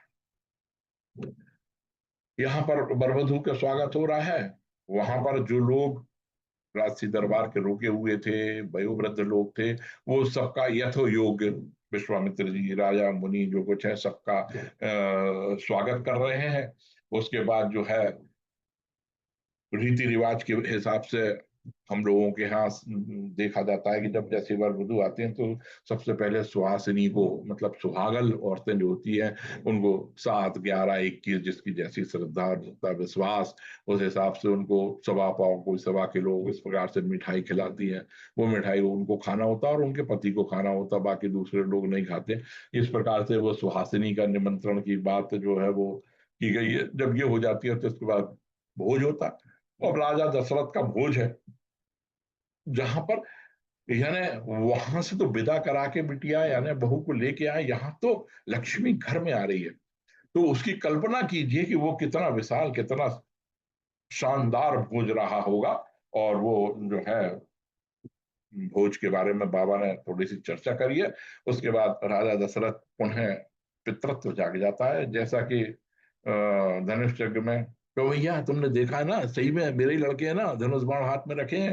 वैसे इसी प्रकार यहाँ पर भी दशरथ जी बोलते हैं, ललिकाए श्रमित उनींद बस, शयन करावहु जाई, और असगहि गे विश्राम ग्रह, राम चरण चितुलाई। 355। तो दशरथ जी बोलते देखो भाई, बच्चे लोग इतनी दूर की सफर यात्रा करके आ रहे हैं, वहां शादी की भी बड़ा भागा दौड़ी थी तो उसमें लगे रहे, और अब ये थक गए हैं, इनके सोने की व्यवस्था। ठीक है, माता है तो रास्ता ही देख रही थी कि जब कब लड़कों को प्यार और स्नेह करने का मौका मिले, लपक लिया उनने फटाफट। चारों भाइयों के लिए अच्छे बढ़िया सोने की व्यवस्था, सोने के चांदी के पलंग वलंग गद्दे पर और सब लगा दिया, सब सोने होने की व्यवस्था हो गई। और राम जी को अलग से सुला दिया, बाकी भाइयों को अलग से सुला सुलू गया, और फिर राम जी के पास धीरे से जाके माँ बैठ गई और पूछने लगी कि बेटा, तेरे को तो मैं जानती हूँ, तू तो इतना कोमल सुकोमल नाजुक सा है, तूने ये इतने बड़े बड़े काम कर कैसे दिए। तो बहुत प्रकार की बातें करती हैं, ये विद्या कहाँ से सीखी, क्या हुआ क्या नहीं हुआ। फिर अंत में जो है भगवान श्री राम तो करुणा ध्यान शांत स्वभाव के आदमी है, चुपचाप से सुनते रहते हैं। तो विश्व विजय जसु जान की पाई, आए भवन ब्याही सब भाई। विश्व, आप ध्यान करिए कि जनक जी की क्या शर्त घोषणा थी कि तीनों लोगों का राज्य मिलेगा और माता सीता मिलेगी। तो विश्व विजय की बात कर रहे हैं यहाँ पे। विश्व विजय जो है वो तुमने जीता, और ब्याह जो है सब भाइयों के साथ विवाह करके आए हो, और सकल अमानुष कर्म तुम्हारे, केवल कौशिक कृपा सुधारे। मैं, मेरे को मालूम है ये तुम्हारे बस का काम नहीं है ना, ये तुम्हारी शक्ति, मनुष्य शक्ति के बाहर की बातें हैं, ये तुमने कैसे करी। वो तो ऐसा है, लगता है कि वो विश्वामित्र जी तुम्हारे साथ थे ना, उनकी कृपा रही, और उनने जो है वो तुम्हारे सब काम करा दिए, तुम्हारे बस का काम नहीं है, ये माता का प्यार में स्नेह बोल रहा है। प्रभु श्री राम तो जो है प्रभु श्री राम है, उनके मतलब परमात्मा श्री राम परम सत्य प्रकाश रूप, परम ज्ञानानंद स्वरूप, एक ही अद्वितीय परमेश्वर, परम पुरुष, दयालु देवादिदेव है। तो उनकी तो आप बात करिए, नहीं तो क्या करते हैं कि राम प्रतोषी मातु सब, कहीं विनती वर बैन, और सुमर शंभु गुरु विप्र पद, और किए नींद बस नैन। उनने बहुत प्यार से, बहुत विनम्रता से और उत्तम वचन कहकर माँ को संतुष्ट किया, और शिव जी, गुरु जी और ब्राह्मणों का चरण स्पर्श करके और सो गए। दूसरे दिन सुबह जो है वो सभा, मैं आज 2-3 मिनट आप लोगों के ज्यादा लूंगा क्योंकि क्या बताऊं, भाव में बह जाता हूँ। तो जो है वो सभा में जो है वो, चूंकि विश्वामित्र जी जो ने इतना बड़ा काम किया था, चारों भाइयों की जो वो किया है, तो निश्चित ही स्वाभाविक रूप से सभा में उनका सम्मान किया गया। वशिष्ठ जी ने उनके बारे में बोला, वामदेव जी ने उसको टोटो किया, उन्होंने कहा हाँ जो वशिष्ठ जी बोल रहे हैं वो सही बोल रहे हैं। तो इस प्रकार जो है वो जो एक बरसों पुरानी रार थी, जो बरसों पुरानी दोनों के बीच में वैमनस्यता थी, दोनों की दुश्मनी थी, जो वो प्रभु श्री राम के विवाह से दूरी दूर हो जाती है और दोनों आपस में मिल जाते हैं। और इस प्रकार जो है वो निज गिरा पावनी करन कारण राम जस तुलसी कयो रघुवीर चरित अपार वारिद पारु कवि कौने लयो उपवीत व्याह उछाह मंगल सुनिजे सादर गावही वैदेही राम प्रसाद तेजन सर्वदा सुख पावही। ये बाबा कह रहे हैं अंतिम छंद में। और अंतिम दोहा है, सिय रघुवीर विवाह जे सप्रेम गावही सुनी तिन कहो सदा उछाओ मंगलायतन राम जशु सियावर रामचंद्र की जय पवन सुत हनुमान की जय। अभी यहाँ पर जो है प्रभु बाबा कहते हैं कि सीता जी और श्री रामचंद्र जी का विवाह प्रसंग जो लोग भी प्रेम पूर्वक गाएंगे सुनेंगे उनके लिए जीवन में सदा उत्साह बना रहेगा। विवाह जो है वो मैंने आपको पहले बोला कि जीवन में उत्साह और उमंग प्रदान करने वाला एक प्रसंग है, हमारे जीवन का गीत है वो जीवन का। उसे हमें जरूर करना चाहिए। आज जो एक नई बच्चे जो है वो सोचते हैं कि विवाह करना एक झंझट है, वो झंझट नहीं है, वो एक आनंद का विषय है। अब दो तीन बातें करके मैं अपना व्याख्यान खत्म करूंगा कि मेरे अपने हिसाब से इसमें दो तीन चीज मेरे को मिली कि हमें हमेशा वैवाहिक जो सामाजिक रीति रिवाज है उनका अपना महत्व है, इसलिए उनका मान सम्मान देना चाहिए। हमें हमेशा ये मालूम होना चाहिए कि हमारे कुल देवी और कुल देवता कौन है, क्योंकि वो हम हमें अपनी जड़ों से जोड़ते हैं। मैं डीएनए की बात इसलिए नहीं कर रहा हूँ क्योंकि मैं श्योर नहीं हूँ, मगर मेरे अपने हिसाब से यही वो डीएनए की बात है। हम अगर कुल देवी कुल देवता के पास जाते हैं तो हमें ये मालूम होगा कि हमारे पूर्वज कैसे थे, क्या थे, और इसका हम लाभ ले सकते हैं। कौला कौली के बारे में वैसे मैंने चर्चा कर ही ली है, मगर ये घर के जो बड़े बुजुर्ग हैं, खासकर इसमें भाभीियों का रोल होता है। वो हंसी मजाक के साथ जो है वो पति पत्नी मतलब अपने देवर और देवरानी को जो है वो समझाती हैं कि एक दूसरे के प्रति कैसा व्यवहार करें, एक दूसरे के प्रति कैसा जो है वो बीच बीच में वो हाथ मार के उसको गिराने की भी कोशिश करती हैं कि भाई ऐसे लोग भी आएंगे जो तुम्हारे बीच में प्यार को कम करेंगे तो उससे बचना है तुम्हें। तो ये जो है इन संस्कारों का सम्मान करना चाहिए और इनको जीवन में उतारना चाहिए।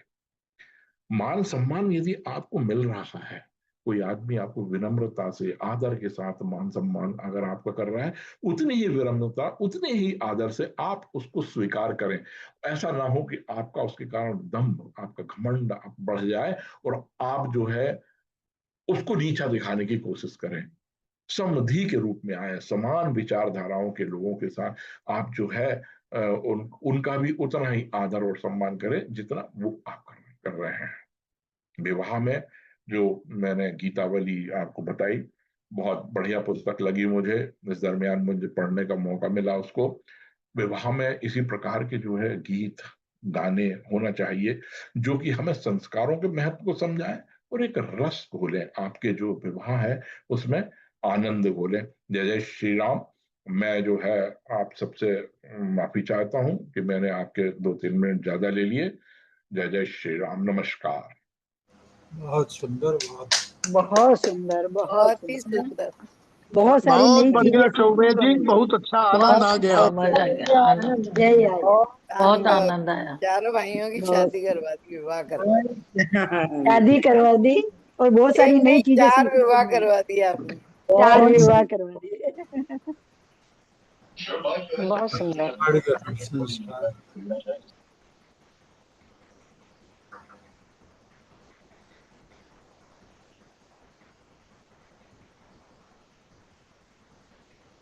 बहुत बहुत सुंदर, बहुत बहुत धन्यवाद राकेश जी। आज जो है आपने विवाह भी करवा दिया, विवाह हो ही गया।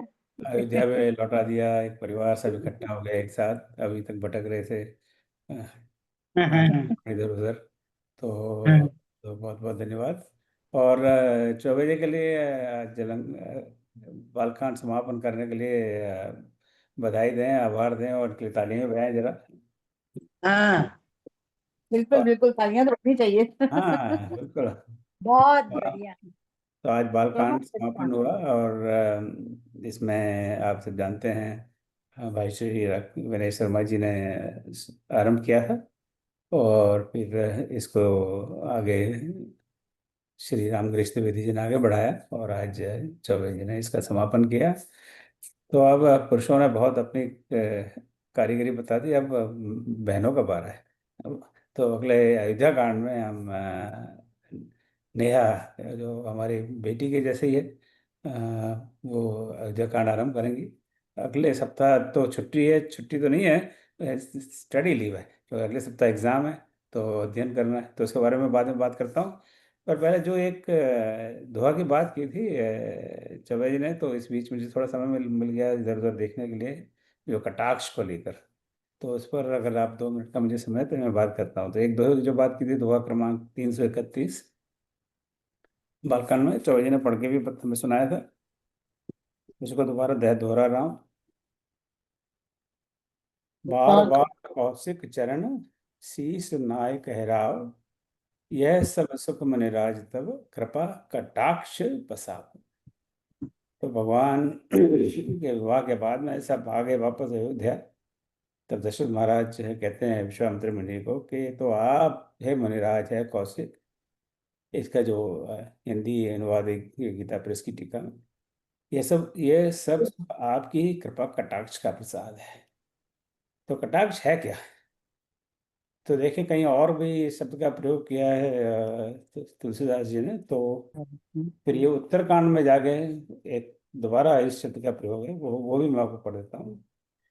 जा सुकृपा कटाक्ष सुर, चाहत चितव न सोय, राम पदार वंदरत, करत स्वभाविक हो। सिर्फ 2 बार है, वहां पर कटाक्ष को ऊ लगा दिया है, शब्द तो वही है, कोई फर्क ऐसा पड़ता नहीं। तो वहां पे जो शिव जी पार्वती जी से सारी कथा शिव जी और पार्वती को ही सुनाते हैं, हम तो सब इस बात को जानते ही हैं। तो वहां सीता जी की बात करते हुए शिव जी कहते हैं कि हे पार्वती हे उमा, इसके पहले जो चौपाई, रमा यानी सीता जी को ब्रह्मा आदि देवताओं से वंदित हैं और सदा आनंदित सर्व गुण संपन्न है। और फिर इस दोहे में वो कहते हैं देवता जिनका कृपा कटाक्ष चाहते हैं जिन सीता जी का, परंतु वे उनकी ओर देखती भी नहीं, क्योंकि वे लक्ष्मी जी जानकी जी अपने महामहिम स्वभाव को छोड़कर श्री रामचंद्र जी के चरणों में प्रीत करती है।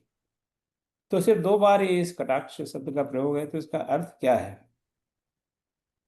तो कटाक्ष में दोष, अब मैं तो उत्तरकांड में कौन सा दोहा है?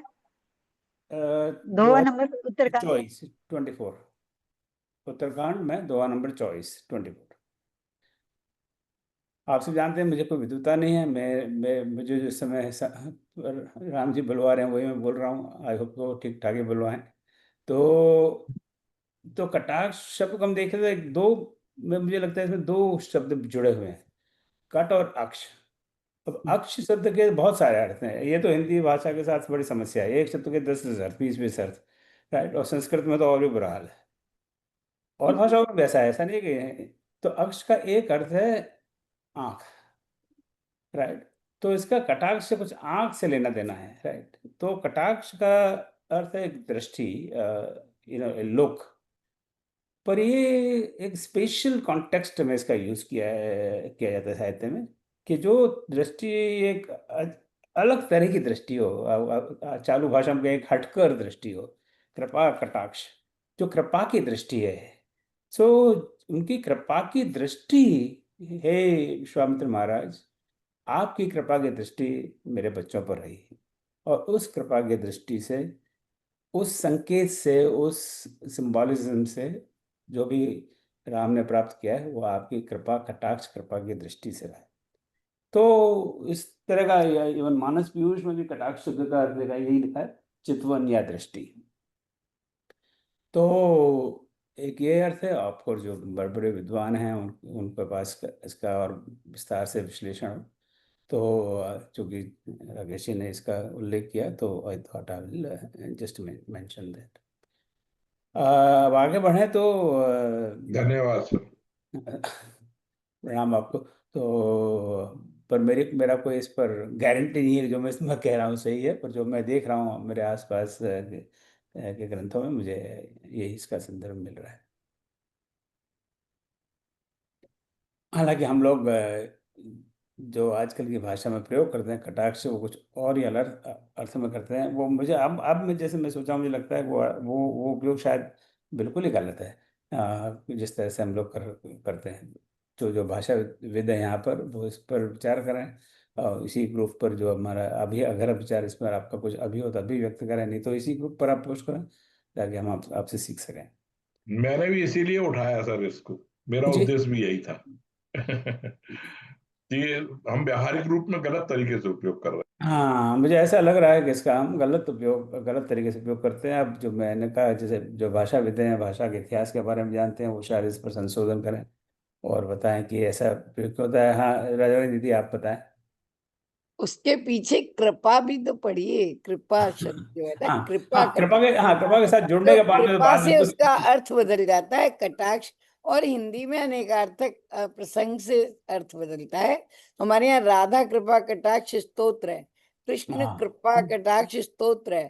तो कृपा कटाक्ष माने एक उड़ती सी नजर भगवान डाल दें, उड़ती सी नजर। हाँ कृपा कटाक्ष अर्थ है कि बिल्कुल कृपा की कोर।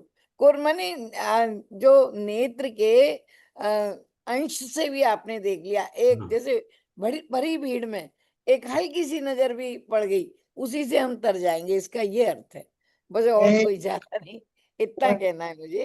कृपा कटाक्ष, कृपा से उसका अर्थ द्विगुणित हैं। होता है। धन्यवाद, धन्यवाद। और पसाऊ मैंने तो प्रसाद है ही।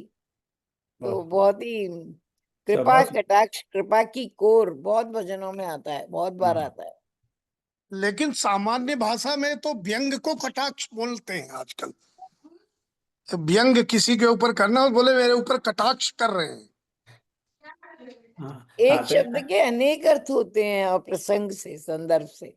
मैंने एक बार डाला था, अर्थ ग्रहण के 8 साधन होते हैं, वो अलग है। चलिए अब आगे बढ़ते हैं। तो आज जो जो क्विज नंबर 8 जो कल बंद होनी थी, उसको हम अब आज मध्य रात्रि में बंद कर देंगे, और क्विज 9 जो अंतिम क्विज है आज की चर्चा पर, उसको खोल देंगे। और इसके साथ ही फिर इस शनिवार रविवार को जो जो फर्स्ट टेस्ट एग्जाम है, जिसे पूरे बालकांड में के प्रश्न है, उसमें 25 प्रश्न है, इस शनिवार रविवार को उसको खोल देंगे। और उसके लिए पूरा एक सप्ताह का आपका समय रहेगा, ताकि एक बार पूरा रिवीजन करते पूरा बालकांड को दोबारा एक बार पढ़ लें, राइट, वो छूट छाट गया हो तो, राइट। तो ये सही, सब स्वाध्याय है, आनंद की बात है, राइट, है ना। हमें हमें आप हमारे जो मित्र जो अभी शिक्षक लोग हैं, विनय जी हैं, द्विवेदी जी हैं, चौबे जी हैं, इन सबों ने क्विज के प्रश्न भेजे ढेर सारे। उसमें से मैंने कुछ छांट छूट के अपनी विद्वता जताने के लिए बताने के लिए मैंने उस क्विज को बनाया, फिर इन सबसे चेक करवाया, सब ने कुछ कहा ये ठीक नहीं है, वो ठीक नहीं है, फिर उसको थोड़ा ठीक किया, पर अब वो फाइनल। Right. तो इस प्रक्रिया में हम लोग बहुत सीख रहे हैं। मैं ये कहना ही चाह रहा था कि for us it's a huge learning process. हर बार अब आज ही देखिए, चौबे जी ने ये कटाक्ष वाली बात कही, तो उस बहाने हमें इधर उधर ढूंढने का मौका मिल गया है। मानुष इस बीच समय भी मिल गया, मानुष पीयूष भी देख लिया, और कटाक्ष कहाँ पर है ये भी देख लिया, उनके अर्थ भी देख लिए, थोड़ा जानने की कोशिश की, और आपसे तो इस प्रोसेस से हम सब सीख रहे हैं।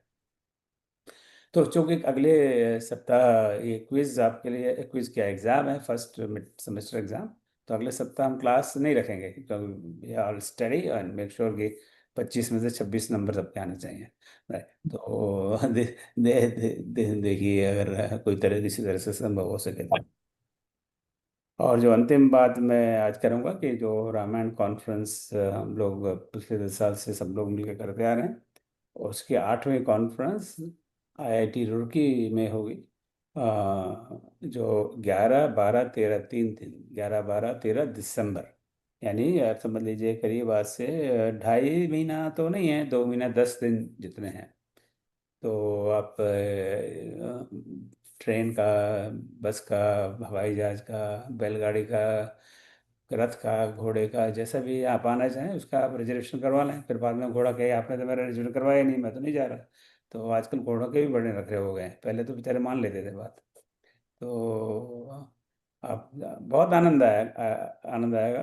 कल ही इस पर थोड़ी हमने चर्चा की थी, विनय भाई यहाँ पर आई हैं, रजत जी से और दो तीन मित्र से, कि एक प्रस्ताव ये था कि उसके दूसरे दिन हम लोग वहाँ पे, हरिद्वार के पास ही है, करीब 30 40 45 दूर है, तो दूसरे दिन हर की पैड़ी पे गंगा आरती के दर्शन करने जाएंगे।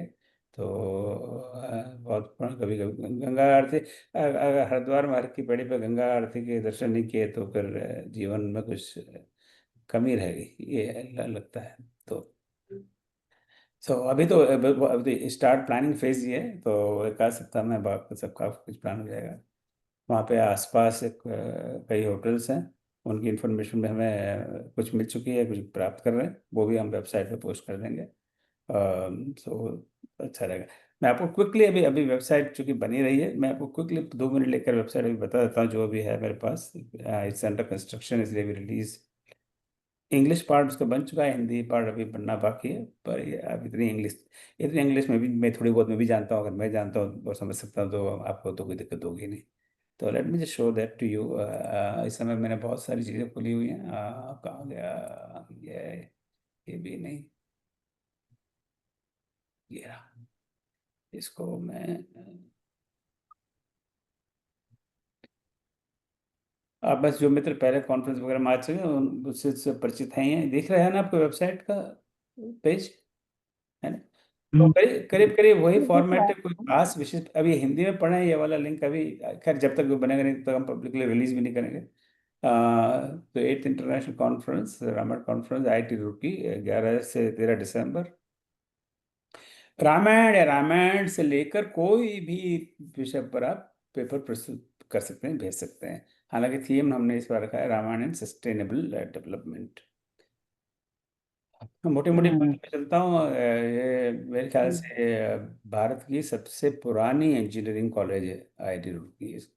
ये हम्म 1847, देखिए ना, हम 1857 के विद्रोह और स्वतंत्रता संग्राम की बात करते हैं, उससे भी 10 वर्ष पुराना ही ये कॉलेज है। ये कितनी पुरानी कॉलेज है आप सोचिए। सो एस्टैब्लिश्ड इन 1847। IIT के एक दो फोटो हैं, इसके बाद में ये एक एक व्यक्ति को छोड़ के बाकी सब महत्वपूर्ण लोग हैं इसमें, उनके नाम हैं। और जो महत्वपूर्ण चीज ये है कि जो उसके गूगल फॉर्म से, अब आप तो गूगल फॉर्म के बड़े आदी हो गए, कोई पेपर आप प्रेजेंट करना चाहें तो उसकी जानकारी इस गूगल फॉर्म से सबमिट करें। तो वो इसको मैं क्विकली क्या क्लिक करेंगे तो गूगल फॉर्म आ जाएगा, इसे हम जानते हैं। तो इसमें बाकी सब जानते हैं, नाम वाम पता पता, और तो टाइटल ऑफ योर पेपर, क्या आपका अब हिंदी में हो तो आप हिंदी में लिखिए, अंग्रेजी में पेपर तो अंग्रेजी में लिखिए, और उसका एब्स्ट्रैक्ट अबाउट 100 वर्ड्स, राइट। तो ये दो बात है। पेपर का टाइटल क्या है, as I said, if in English write in English, if in Hindi write in Hindi. और दो तरह से कर सकते हैं प्रेजेंट, एक तो वहाँ आके कर सकते हैं और दूसरा ऑनलाइन वीडियो पे कॉन्फ्रेंस के बाद में वो शेड्यूल करेंगे। पर हम तो चाहते हैं कि आप लोग आएँ और वहाँ पर ही प्रेजेंट करें पेपर। पर कोई आपकी ऐसी समस्या हो कि आप ना आ सकें तो वो ऑप्शन भी इसमें रहेगा। तो ईमेल, आपका नाम पता, अफिलिएशन अगर कोई हो तो ठीक है, नहीं तो कोई बात नहीं, व्हाट्सएप फ़ोन नंबर। अगर आपके पेपर में 2 ऑथर हैं या 3 ऑथर हैं तो आप यस कहिए और उसके उन ऑथर्स के नाम लिख दीजिए। पेपर आप इंग्लिश में करेंगे, प्रेजेंट हिंदी में, वो भी लिख दीजिए। तो ये बहुत सिंपल सा ये फॉर्म है। तो इसको मैं करता हूँ, स्टोर कहाँ गया था वो, इसमें, हाँ ये रहा। और इसकी अब लास्ट स्टेटस एब्स्ट्रैक्ट सबमिट करने की 31 अक्टूबर, यानी अभी 4 सप्ताह आपके पास पूरे हैं। और जब आपका पेपर सबमिट हो जाएगा उसके 1 सप्ताह के अंदर हम आपको बताएंगे कि वो एक्सेप्ट हो रहा है या नहीं हो रहा है। और 15, अक्सर हम लोग अगर पेपर रामायण या रामायण से लेकर किसी विषय पे तो हम उसको एक्सेप्ट कर ही लेते हैं। पर अगर कोई ऐसा ही जिसका रामायण से कोई लेना देना नहीं है उसको तो नेचुरली या फिट नहीं हो रहा। इसके लिए पेपर प्रेजेंट करने के लिए रजिस्ट्रेशन करना अनिवार्य है, राइट। तो मस्ट प्री रजिस्टर बाय 15 नवंबर। ये इसलिए है कि इससे हमें पता लगे कि वास्तव में कितने लोग आ रहे हैं। नहीं तो ये हम लोग, मैं 97 से, यानी कितने साल हो गए, 28 साल से कॉन्फ्रेंस आयोजन करने का हमारा अनुभव है। और पहले 2-4 साल हमने बहुत धूल चाटी, हमने सोचा सारे लोग आएंगे, पता लगा कि 20% लोग आए। बहुत सारा समय वेस्ट हुआ, खाना वेस्ट हुआ, बहुत सारी चीज़ वेस्ट हुई। तो रजिस्टर करेंगे तब हम देंगे अब आप सीरीज से आने के लिए। तो रजिस्ट्रेशन इस अनिवार्य है 15 नवंबर तक। जो पेपर आउटस्टैंडिंग हो गए, जो फुल पेपर भेजेंगे, फुल पेपर भेजना कोई आवश्यक नहीं है, पर जो भेजेंगे उनको हम एक कमेटी बनाएंगे, तो उन पेपर्स को रिव्यू करेंगे, उस हिसाब से उनका अवार्ड वगैरह दिए जाएंगे। तो उसके लिए हम, जैसे अब पिछले कई सालों से हम करते आ रहे हैं कि सारे जो फुल पेपर आएंगे तो उनको में से चयन करके, अगेन ठीक ठाक पेपर लिखे हो तो हम किसी को ऐसा रिजेक्ट नहीं करते हैं, पर अगर कुछ बिल्कुल ही हाथ पैर बिना के हो तो फिर तो रिजेक्ट करना आवश्यक हो जाता है। तो उसे सब्जी ले आओगे? ई पुस्तक बनाकर उसी समय वहाँ लॉन्च कर देंगे। तो फुल पेपर भी 15 नवंबर तक मिलना चाहिए। और उसमें से अगर एक ही ऑथर है तो उसको रजिस्ट्रेशन करना आवश्यक है, उनको रजिस्ट्रेशन करना आवश्यक है। और दो या ज़्यादा से ज़्यादा, कम से कम एक को रजिस्ट्रेशन करना आवश्यक है। और पेपर पेपर किस तरह से लिखा है, लिखना चाहिए, उसकी गाइडलाइन यहाँ पर है, ई बुक गाइडलाइन। चलिए, ये यहाँ पर खुलेगा जाकर। ये चूंकि ये इंग्लिश वाला है तो इसकी इंग्लिश में गाइडलाइन है, नहीं तो ये अपना हिंदी वाला तो है। ये लेट्स गो। तो एक सैंपल पेपर है किस तरह, और जब सैंपल का लास्ट ईयर हमारे सामने देखा कि सैंपल पर कुछ लोगों ने बहुत ही ज़्यादा रिलीजियस लिया है कि जैसा सैंपल पेपर एग्जैक्टली वैसा ही होना चाहिए। ऐसा कोई आवश्यक नहीं है। एक मोटा मोटा एक ख्याल देता है कि इस तरह से पेपर लिखा जाता है, जिनको, ये विशेषकर उन लोगों के लिए जिनको पेपर वर्क लिखने का अनुभव नहीं है। तो अदरवाइज की कोई आवश्यकता नहीं है। या रजिस्ट्रेशन फीस है कि आप अगर 3 स्लैब किए हुए हैं इसको, 31 अक्टूबर तक, फिर 15 नवंबर तक, और उसके बाद में जैसे जैसे समय बढ़ता जाता है वैसे वैसे फीस बढ़ाती जाती है। अगेन उसके पीछे ऑब्जेक्टिव ही है कि लोग जल्दी से रजिस्टर करें, ताकि हमें जल्दी से पता लगे, उसी प्रकार से हम व्यवस्था कर सकें। इसके पीछे मेन गोल ये है। करेंगे उनके लिए फीस ये 50% है। और जो रामचंद्र भवन या एम्स इंटरनेशनल के सदस्य हैं उनके लिए 10% डिस्काउंट है। सदस्य का मतलब कि आपने सदस्य बने हों, आपको सदस्यता क्रमांक मिला हो, और ना बने हो तो आप सदस्य बन जाएं। जो फुल टाइम स्टूडेंट है उनके लिए भी 50% ऑफ है। तो ये सब 4 चीज़ें लिखी हुई हैं, सारी डेट्स हैं। यहाँ रजिस्ट्रेशन फॉर्म है। अब मैं समय नहीं ले रहा, इनको खोलकर रजिस्ट्रेशन फॉर्म में अपनी इन्फॉर्मेशन भेज दें। डेट्स है। और अगर आप कॉन्फ्रेंस स्पॉन्सर करना चाहें तो ये स्पॉन्सरशिप के अमाउंट्स हैं। और ये कैंपस देखिए कितना ब्यूटीफुल कैंपस है, राइट। जबरदस्त, देखने में बड़ा आकर्षित लग रहा है। सो ये प्रयास ये रहता है कि वेबसाइट पे ही सारी जानकारी हो। और आप इसमें एक लिंक और था, मैंने नहीं दिखाया, वो था FAQ, फ्रिक्वेंटली आस्क्ड क्वेश्चंस। तो कई बार कोई प्रश्न होता है तो आप उसी में जाके देखेंगे तो आपको हो सकता है 90% चांस है कि आपके प्रश्न का उत्तर वो मिल जाएगा। फिर भी कोई भी प्रश्न हो, इसके लिए अलग से व्हाट्सएप ग्रुप बनाया हुआ है, तो उस ग्रुप में आप जुड़ जाइए अगर ना जुड़े हो तो। अभी भी कुछ पक्का नहीं है, आएंगे, जाऊंगा नहीं जाऊंगा पता नहीं, कोई बात नहीं। उस ग्रुप में जुड़ जाइए ताकि आपको रेगुलरली इन्फॉर्मेशन मिलती रहे। फिर आप आए तो ठीक है, स्वागत है, नहीं आए तो कोई बात नहीं। अब कोई प्रश्न है इसके संदर्भ में?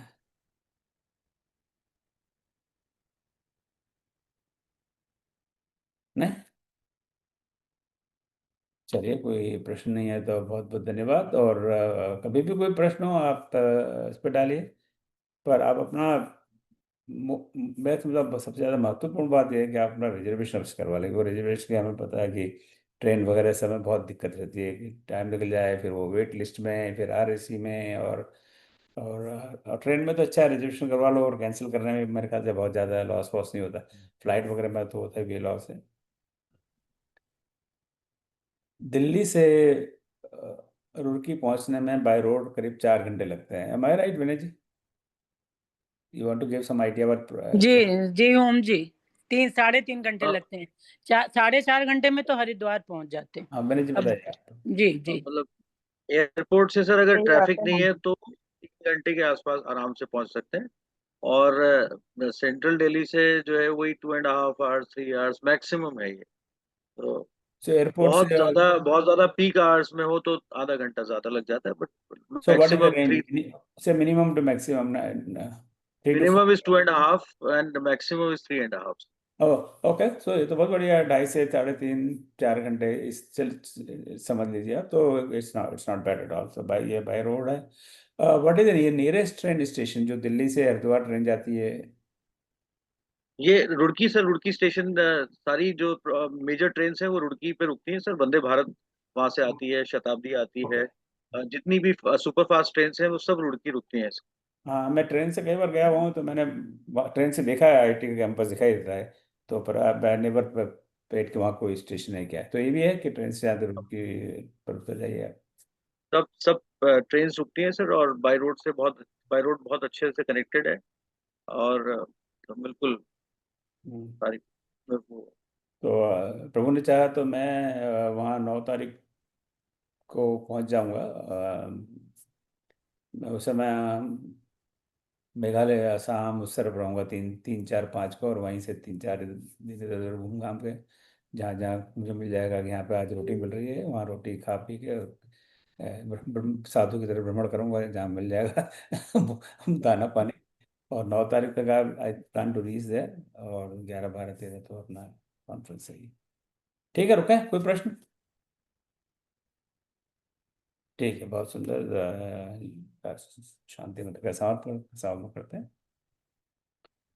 ओम सर्वेषां स्वस्तिर्भवतु, सर्वेषां शान्तिर्भवतु, सर्वेषां पूर्णं भवतु, सर्वेषां मङ्गलं भवतु।